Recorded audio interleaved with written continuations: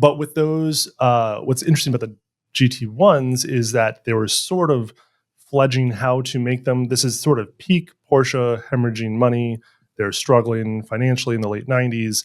They are actively developing the 996, which is actually going to play into this GT1. So first, Boxster too, all the water cooled stuff, right? all the Boxster, yeah, Boxster, but most notably actually the front end specifically. Oh, okay. So, right, yeah. In order to get the GT1 started, they actually start with a 993 appearance front end, circle headlights, and even a front end structure. And it was because they didn't want to have to test the GT1 for crashing. Oh, interesting. Okay. And so for front end crashing, they could pass through that by just saying, well, it is a You don't mean just the look, the underlying structure. Literally underlying structure. And then they were also clearly unable to develop this thing truly from the ground up because they're sort of bringing different parts in together. For example, it's essentially a 962 structure behind the cabin. It is mid-engined, obviously. It has a 964 Speedster windscreen. Interesting. Huh.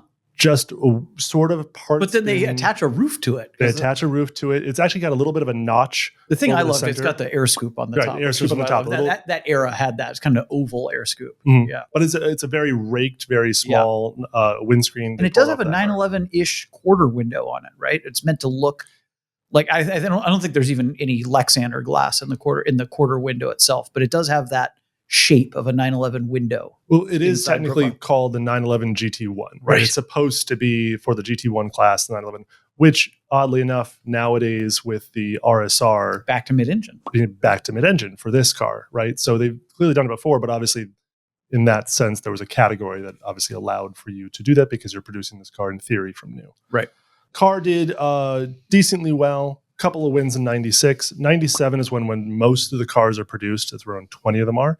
And a big change, they put on the 996 headlamps. Right. So you can identify those pretty quickly. They're trying to advertise the 996 coming out and attach it sort of to that lineage. And the Boxster.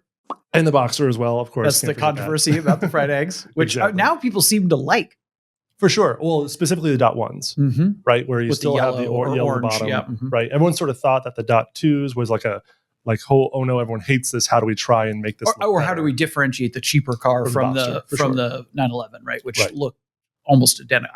I can usually tell them when they're coming down the road head on at me, but it's tricky. It can be. It can be. And I feel like with that, you lose that line from the front quarter panel and the bumper going through the headlamp to separate the two colored lenses.